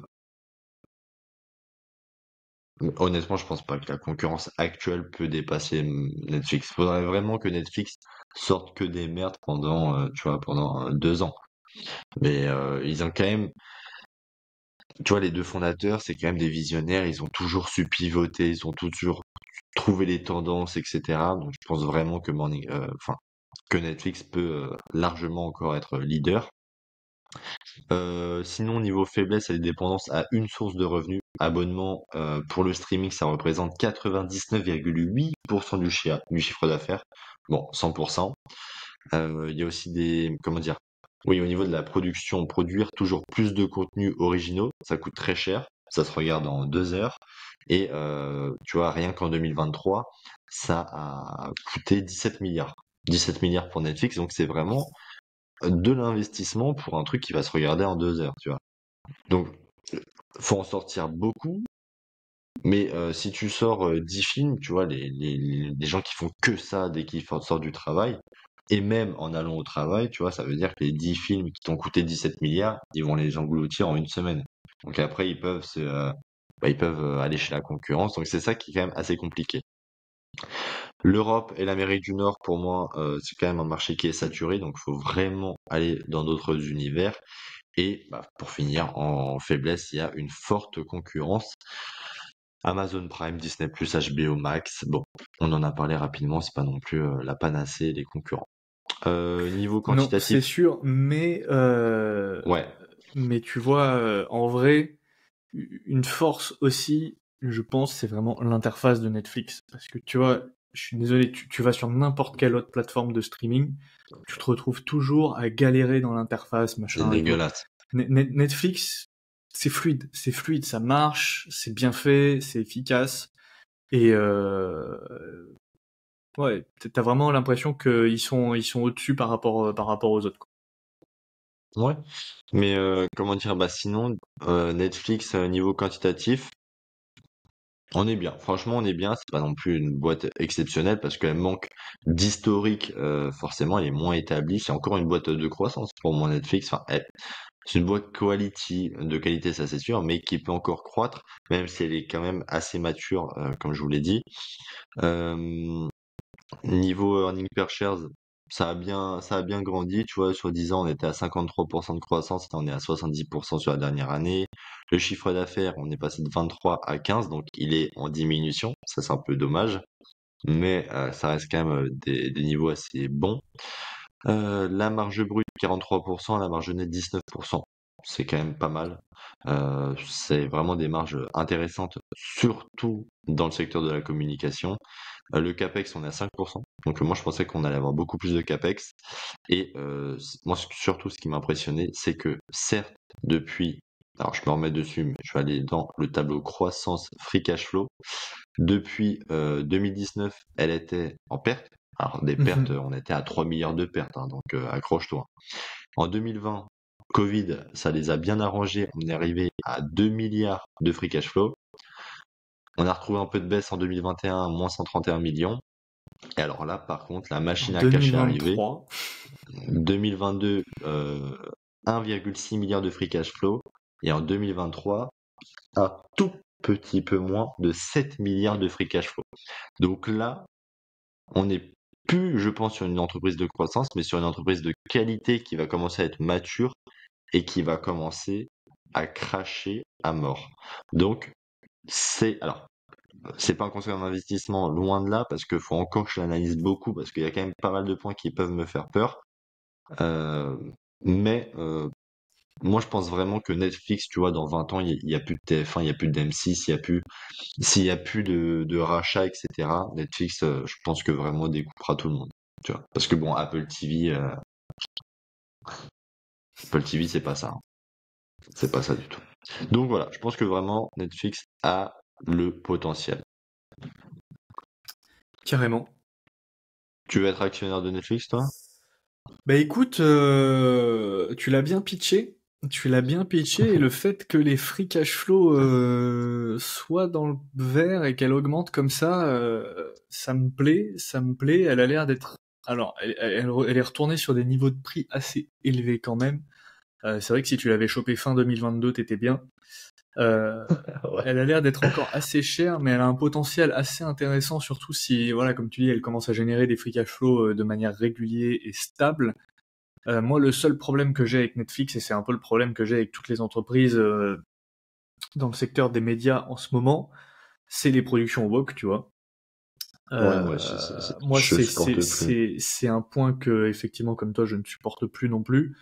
Donc à voir à l'avenir comment ils évoluent là-dessus. Mais moi honnêtement c'est le seul point qui pourrait faire que j'investirais pas dedans, c'est que personnellement je déteste ça Ouais. et je me Moi, vois vraiment, pas. Tu vois le point aussi que j'ai du mal, c'est que, ouais, c'est comme l'analyse que j'avais fait sur Games Workshop. Tu vois, c'est une entreprise que je trouve vraiment super intéressante dans laquelle je pourrais investir. Mais il y a ce côté ils sont en train d'introduire des éléments woke dans l'univers qui moi me freinent complètement parce que en fait si tu veux on l'a vu plein de fois. C'est un agenda politique, mais ça plaît pas forcément aux consommateurs. Et beaucoup d'entreprises qui ont voulu faire passer justement de la propagande woke dans leur contenu se sont retrouvées à faire du contenu déjà de merde, qui perd en qualité, et surtout ça saoule tout le monde. Et du coup, en fait, les gens regardent pas la série. Tu vois, je pense aux Anneaux de pouvoir d'Amazon Prime. Ils ont perdu un potentiel monstrueux sur cette série. Et honnêtement, moi j'avais regardé la saison 1, mais la saison 2, j'ai même pas ouvert l'application pour aller ouais. la voir. Et les notes sur cette série sont catastrophiques. Et ça, c'est vraiment quelque chose qui peut tuer une plateforme, je pense. On l'a vu, Disney+, Je suis par d'accord. exemple, les dernières productions qu'ils ont fait sur Star Wars, c'est une catastrophe. Je crois que la série C'est The catastrophe. Acolyte, ils ont dépensé un pognon monstrueux dedans et elle a dû être annulée parce que personne la regarde. Et moi, c'est vraiment ça qui me fait peur avec toutes ces entreprises. C'est le côté woke, c'est le côté ils balancent du pognon pour produire des séries que personne ne regarde et qui n'intéressent personne. Et Mm. mais j'ai Mais tu vois, je l'impression, trouve que Netflix est quand même numéro un incontesté. ouais, Netflix reste Tu numéro vois? un et j'ai quand même l'impression que c'est une tendance qui va passer, tu vois. J'espère. J'espère aussi. Moi, ce qui pourrait me perturber dans Netflix, c'est que il y a qu'une source de revenus. Tu Ouais. vois? C'est que de l'abonnement. Donc, il suffit qu'il y a vraiment, je sais pas, un scandale, une sécession, un scandale, une récession qui arrive. Bon, tu vois, il perd tous ses abonnements, tu vois. Et parce que mine de rien, ça fait quand même 20 balles en plus par mois quand t'es une famille. Pour 3 ou 4 écrans, je crois que c'est 20 Mm. balles par mois, plus la télé, plus ta Wi-Fi que tu vas payer 30 euros. Bon, si tu vois, s'il y a vraiment un truc que tu vas couper, c'est Netflix. Et encore, je sais pas, parce que quand je vois les gens, non, enfin, je suis de Paris, toi tu l'étais, mais tu vois, tu prends les transports en commun, les gens sont sous picousse, tu vois, ils sont sur Netflix du matin au soir. Donc je sais même pas, et c'est ça en fait, je trouve la force de Netflix, c'est que les gens ne lisent plus, les gens végètent toute la journée sur Netflix. Et bah moi j'adore, hein, si je peux trouver un business comme ça, je l'achète tout de suite. Juste le problème c'est la valorisation, j'ai encore quelques doutes dessus. Euh, je- voilà, j'aimerais bien savoir combien de free cash flow elle va sortir en 2024. Mais mais il y a quand même, je pense, beaucoup de potentiel à avoir dans Netflix. Surtout quand elle va commencer à cracher des dividendes, tu vois. Parce que ça va faire un peu comme Google. Tu vois, où Google, personne s'y intéressait parce que, et encore maintenant, j'ai l'impression, euh, parce qu'elle versait pas de dividendes. Et là, elle va en sortir grave. Mm. Enfin, elle commence en écouler. Carrément. Effectivement, donc du coup, on vous a présenté deux entreprises chacun. À la base, on devait en faire trois chacun, mais on se rend compte que ça va être très long et Jean doit partir après, il a un rendez-vous.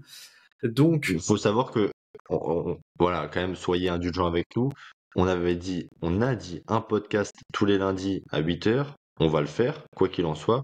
Mais on est samedi. On a eu toute la semaine de travail derrière nous. Et en ce moment, je peux vous dire qu'il y en a pour tous les deux. On a, on est le samedi 7 septembre et on a commencé à rec à 7 heures. 7 heures du matin, hein, 7 pour ceux heures. qui se poseraient la question. Ouais, oui, oui, non, c'est 7 heures du matin. Donc voilà. Moi j'ai des rendez-vous après, là. Donc faut que j'y aille. Mais je vais quand même dire l'action que je comptais, parce que je pense qu'on va faire une Alors non, seconde moi je te vidéo. propose que tu ne Ah, dises pas l'action justement. Et ok. du coup, ce format de vidéo, donc ça va être deux actions chacun, tu vois. Je sais pas encore comment on peut l'appeler, mais je pense que c'est un format qui peut être assez intéressant à faire de manière peut-être pas régulière, tu vois, mais Non, mais pour un peu en présenter mode deux suivi, entreprises comme ça tu vois. rapidement, tu vois, ça peut être intéressant. Ouais. Et je pense que ce qui peut être intéressant, c'est de faire aussi dans l'autre sens, tu vois, un peu un suivi de la watchlist où, par exemple, bah, il y a des entreprises qu'on va enlever de la watchlist et on va dire pourquoi. Pourquoi ça nous Hmm. intéresse plus de l'avoir. Je pense que ça peut être intéressant. Oh, je pense En que tout cas, ça peut être n'hésitez pas à nous le intéressant, ouais. mettre en Ouais, ouais. Je pense que vraiment, bah, n'hésitez pas à nous le mettre en commentaire si vous voulez. Parce que bon, je sais que vous voulez pas qu'on parle de Texas Instruments encore une fois. Donc, mettez-nous en commentaire si, voilà, des petites suivis de watchlist, des idées qu'on a d'entreprises qu'on pourrait acheter et des entreprises qu'on aurait pu acheter mais qu'on a décidé de ne plus acheter. Voilà, si ça vous intéresse, n'hésitez pas à nous le partager parce que bah, franchement, c'est intéressant. Moi, ça m'a vraiment intéressé de préparer cette vidéo. Hmm. En plus, c'est pas Ouais, et trop puis compliqué à écouter, il n'y a pas des ratios de partout, etc. voilà. C'est beaucoup de fondamental. Et même pour nous, à préparer, c'est intéressant parce que tu vois, moi, les entreprises que j'ai présentées, bon, Livco, je la connaissais déjà, mais Interactive Broker et la troisième, du coup, que je ne vais pas vous dévoiler, c'est des entreprises sur lesquelles j'ai fait, je sais pas, peut-être 15-20 minutes de recherche. Donc c'est assez rapide et ça permet quand même, et c'est là que tu vois qu'en 15-20 minutes, t'arrives quand même à avoir Ouais, une idée de si tu veux investir ou pas dans l'entreprise. bien sûr. Mais ça permet comme ça de montrer des entreprises auxquelles tu n'aurais pas forcément pensé de prime abord. Moi, tu vois, Interactive Broker, je m'y serais pas forcément penché si je l'avais pas. fait, pour trouver l'entreprise, tout simplement, ce que j'ai fait, c'est que j'ai Ouais, pris ouais. Screener, j'ai pris les Free Cash Flow, j'ai pris le ROIC, et puis j'ai regardé des entreprises intéressantes dans le Screener, tu vois, et voilà, mais Moi, la dernière action, c'est un YouTuber, je ne dis pas lequel, qui l'a pitché et j'avais beaucoup aimé son pitch. Et en fait, il m'avait convaincu, je l'avais mis en watchlist et bah là, parce qu'elle est encore trop chère, tu vois, et en fait, de l'avoir analysé toujours un peu plus, bah, tu vois, ça me convainc encore plus de l'acheter. J'attends juste un moment. Mais je pense que dans le second épisode, je vous dirai une action que j'ai enlevée de la watchlist parce que je l'achèterai pas. Voilà. intéressant. Mais écoute, ouais, on pourrait faire un podcast sur les actions qu'on enlève de la watchlist, effectivement, parce que moi, il y en a pas mal aussi. Euh... Bah, écoute, Jean, Ouais, sur ce, euh, on vous remercie encore pour tous les commentaires, quand même. C'est carrément. parce que c'est comme ça que on vit, hein. On vit de vos commentaires en ce moment, donc ça nous fait plaisir. Et bah écoute, sur ce, on se dit très bonne semaine à vous. J'espère que le podcast vous plaira. N'hésitez pas à nous Hmm, le partager. Laissez les 5 étoiles, hein, sur tous les carrément. réseaux que vous connaissez. Du partage, du partage. Et sur ce, bah, un lundi matin, 8 heures. Et, euh, et bonne semaine à tous, du coup. Bonne semaine à tous. Allez, ciao. Salut, ciao.